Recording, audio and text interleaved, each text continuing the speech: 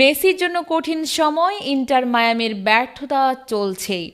বর্তমানে কঠিন সময় পার করছে লিওনেল মেসি ও তার দল ইন্টার মায়ামি। মেজর লিগ সকারের সর্বশেষ ম্যাচে তাদের নগর প্রতিদ্বন্দ্বী অরল্যান্ডো সিটির কাছে ৩-০ গোলের পরাজয় নিশ্চিত হয়, যা তাদের বাজে ফর্মের আরও একটি প্রমাণ হয়ে দাঁড়িয়েছে। সর্বশেষ ৭ ম্যাচের মধ্যে ৬টি ম্যাচে জয়ী হতে না পারা ইন্টার মায়ামি এই সময়ে ৫টি ম্যাচে হারার তিক্ত অভিজ্ঞতা পেয়েছে। গতকাল ফ্লোরিডার ডার্বির এই ম্যাচে মেসি ও তার সতীর্থ লুইস সুয়ারেজের দল কোনোভাবেই নিজেদের উজ্জ্বলতা প্রদর্শন করতে পারেনি। এই ম্যাচে ইন্টার মায়ামি ঘরের মাঠে বল দখল ও আক্রমণে এগিয়ে থাকলেও তারা কার্যকরী সুযোগ তৈরি করতে ব্যর্থ হয়েছে। মায়ামি 65% বল দখল করে 21টি শট নিয়েছিল, কিন্তু তাদের শটগুলির মধ্যে মাত্র 4টি শটই লক্ষ্যে ছিল। অন্যদিকে অরল্যান্ডো সিটি 35% বল দখল করে 16টি শট নিয়ে 8টি শট লক্ষ্যভেদ করতে সক্ষম হয়েছিল, যার মধ্যে 3টি শটই গোল হয়ে যায়। ম্যাচের প্রথম গোলটি আসে 43 মিনিটে।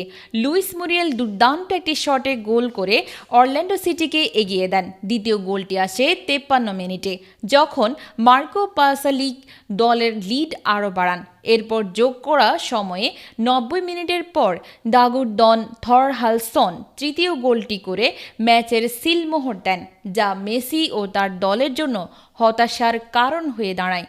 এই হারের পর ইন্টার মায়ামি ইস্টার্ন কনফারেন্সের পয়েন্ট তালিকায় 6 নম্বরে নেমে গেছে। 13 ম্যাচে 6 জয়, 4 ড্র এবং 3 হারে তাদের পয়েন্ট সংখ্যা 22। অপরদিকে এক ম্যাচ বেশি খেলা অরল্যান্ডো সিটি 24 পয়েন্ট নিয়ে 5 নম্বরে উঠে এসেছে। এদিন আক্রমণে তেমন কোনো ধার ছিল না মেসি সুয়ারেজদের, কিন্তু সুযোগ তৈরি করলেও সেসব গোল করার জন্য একেবারেই যথেষ্ট ছিল না। আক্রমণ ভাগের ব্যর্থতার ছাপ এসে পড়ে দলের রক্ষণেও।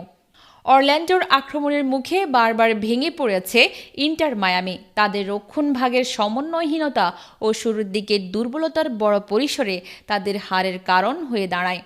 ম্যাচ শেষে মেসি দলের ব্যর্থতা নিয়ে কথা বলেছেন। তিনি জানান, এখন বুঝতে পারবো যে কঠিন সময়ে আমরা দল হিসেবে কেমন।